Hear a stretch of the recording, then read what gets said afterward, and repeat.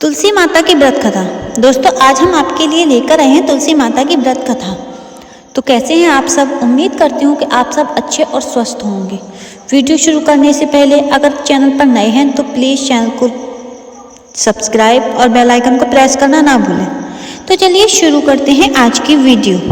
प्राचीन काल में एक लड़की का जन्म राक्षस कुल में हुआ जिसका नाम वृंदा था।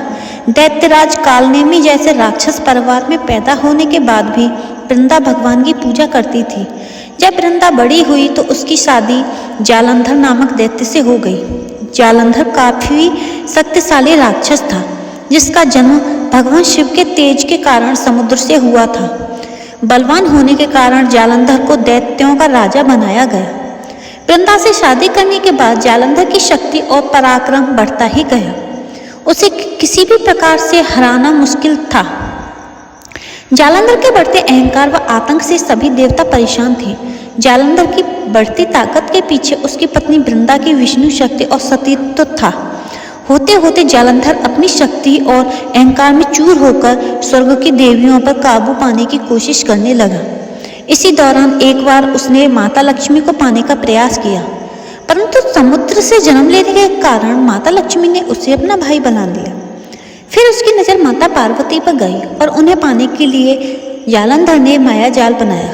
अपनी माया जाल से जालंधर ने शिव का रूप धारण किया और माता पार्वती के करीब जाने की कोशिश करने लगा। उसी समय माँ पार्वती ने उसे पहचान लिया और जब तक जालंधर कुछ समझ पाता वो अदृश्य हो गई। जालंधर के इस दुर्व्यवहार से पार्वती जी को काफी गुस्सा आया और इस पूरी घटना के बारे में उन्होंने भगवान विष्णु को बताया। इधर जालंधर भगवान शिव से पार्वती जी को पाने के लिए कैलाश पर्वत पर युद्ध कर रहा था। तभी भगवान विष्णु जी ने जालंधर को सबक सिखाने की ठानी। सभी को पता था कि जालंधर अपनी पत्नी के पूजा पाठ और सतीत्व की वजह से ही अजेय हुआ है। ऐसे में भगवान विष्णु ने जालंधर को हराने के लिए उसकी पत्नी का पतिव्रत धर्म भंग करने के लिए मायावी चाल चली। भगवान विष्णु एक साधु का रूप धारण करके वृंदा से वन में मिलने पहुंचे। उसके साथ दो मायावी राक्षस भी थे जिन्हें देखते ही वृंदा डर गई। तभी विष्णु ने उन दोनों राक्षसों का वृंदा के सामने ही वध कर दिया। वृंदा ये समझ गई कि ये कोई आम व्यक्ति नहीं है। उसी पर वृंदा ने साधु से अपने पति के बारे में पूछा। साधु बने भगवान ने अपनी माया शक्ति से दो बंदर प्रकट किए। दोनों बंदरों के हाथों में जालंधर का सिर व धड़ था।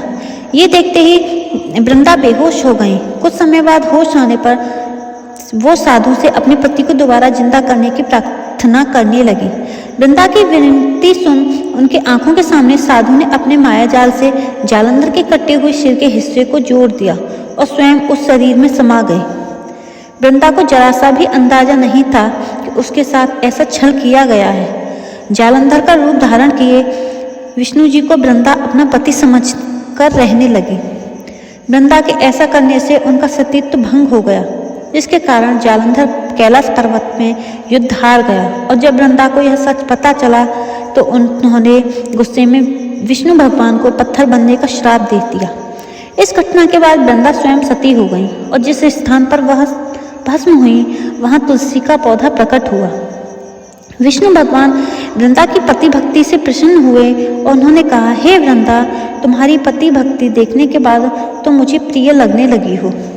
अब सदैव तुम मेरे साथ तुलसी के रूप में रहोगी। तुम्हारे तुलसी रूप का जो भी व्यक्ति मेरे शालिग्राम के साथ विवाह कराएगा उसे 1000 गुना यश व पुण्य प्राप्त होगा। जिस भी मनुष्य के घर में तुलसी का वास होगा उस घर में कभी भी असमय यमदूत नहीं आएंगे। आगे भगवान ने कहा, तुलसी के पौधे की पूजा करने वालों को गंगा व नर्मदा में स्नान करने के बराबर पुण्य प्राप्त होगा। संसार में चाहे कोई भी मनुष्य कितना ही दुष्ट क्यों न हो, कितने भी पाप क्यों न किए हों, मृत्यु के दौरान उसके मुंह में तुलसी और गंगा जल अवश्य दिया जाएगा। इससे वह अपने पापों से मुक्त होकर वैकुंठ धाम को जाएगा। इसके अलावा जो व्यक्ति तुलसी व आंवला के पेड़ की छाया में पितरों का श्राद्ध करेगा उसके पितरों को मोक्ष मिलेगा। तो दोस्तों, आपको हमारी आज की वीडियो कैसी लगी? अगर अच्छी लगी हो तो वीडियो को लाइक, चैनल को सब्सक्राइब और कमेंट करना ना भूलें। और ऐसी ही वीडियो को आगे देखने के लिए हमारे चैनल को सब्सक्राइब ज़रूर करें। हर हर महादेव।